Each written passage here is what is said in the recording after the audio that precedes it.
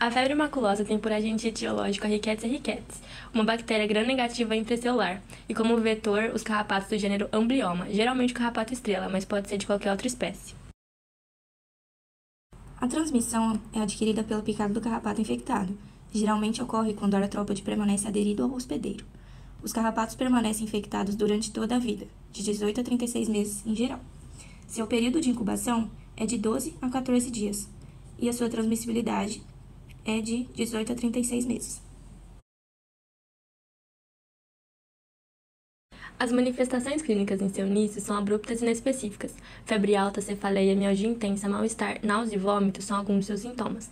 Entre o segundo e sexto dia, surge o exantema maculopapular, de evolução centrípeta e predomínio nos membros inferiores. Acomete a região palmar e plantar em 50 a 80% dos pacientes. Quando o exantema está ausente, pode dificultar o diagnóstico, aumentando a letalidade. Os casos mais brandos estão associados à infecção, onde as características são doença febril exantemática, escara de maculação e linfaderopatia. Os casos graves ou complicações estão associados a edema de membros inferiores, hepadoesplemengália e a insuficiência renal aguda, manifestações gastrointestinais, pulmonares, neurológicas e hemorrágicas. Se não tratado, o paciente pode desenvolver alterações psicomotoras, coma, chegando a 80% de letalidade. O diagnóstico laboratorial de RIF é estabelecido pelo aparecimento de anticorpos específicos que aumentam em título com a evolução da doença no soro dos pacientes. Deve-se coletar a amostra nos primeiros dias, que é a fase aguda, e a segunda, de 14 a 21 dias após a primeira coleta. O requisito para a confirmação do diagnóstico é a presença de um aumento de 4 vezes nos títulos de anticorpos. A pesquisa imunistoquímica é feita em amostra de tecido tido em biópsia e lesão de pele em pacientes infectados, como fragmento de pulmão. Em lesões vasculíticas é considerado o método mais sensível para a confirmação na fase inicial da doença. A técnica de biologia molecular é realizada em amostras de sangue, tecido de biópsia ou necrópsia, possibilitando melhor caracterização dos dois grupos de Rickettsia, o grupo febre maculosa e o grupo do tifo. É um método rápido, mas não tem padrão específico. O isolamento do agente etiológico é feito através do sangue ou do fragmento de tecidos e órgãos, além do carrapato retirado do paciente. O vetor é acondicionado em frasco e encaminhado ao laboratório. Exames específicos e complementares. O hemograma é utilizado como auxílio na suspeita, pois ele checa a presença de anemia e checa a plaqueotomia do paciente. Os leucócitos podem apresentar alterações e as enzimas CK, LDH, ALT e BT estão geralmente aumentadas. O sucesso no tratamento está diretamente relacionado à rápida introdução e especificidade do antimicrobiano prescrito. A doxiciclina é o antimicrobiano de escolha para os casos de infecção. Na impossibilidade de sua utilização, usa-se cloramfenicol. A terapia apropriada inicia-se nos primeiros 5 dias da doença.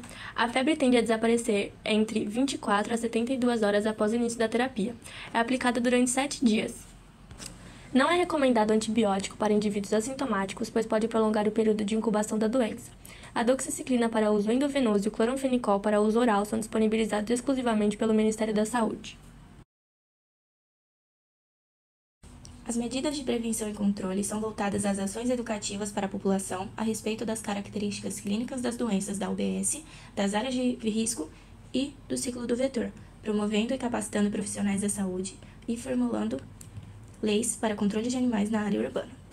Além disso, orientam veterinários e outros profissionais acerca do contato com vetores em áreas urbanas e não urbanas, com o objetivo de evitar o contato com a população com potenciais vetores e realizar o controle vetorial. A vigilância epidemiológica detecta e trata precocemente os casos suspeitos, investiga e controla surtos por meio de medidas de controle, conhece a distribuição da doença segundo lugar, tempo e pessoa, identifica e investiga os locais prováveis de infecção, recomenda e adota medidas de controle e prevenção. Todo caso suspeito requer notificação compulsória. A notificação da febre maculosa deve ser registrada no Sistema de Informação de Agravos de Notificação, o SINAM, por meio do preenchimento da ficha de investigação da febre maculosa.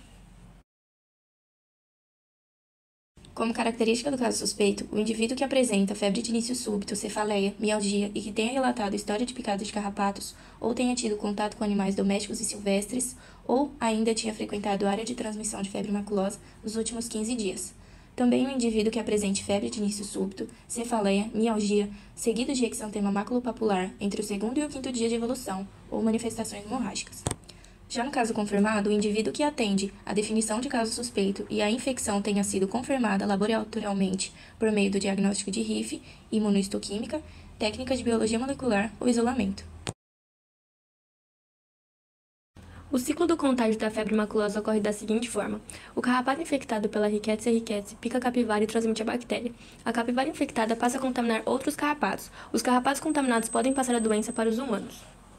A doença sem tratamento é letal em até 80% dos casos.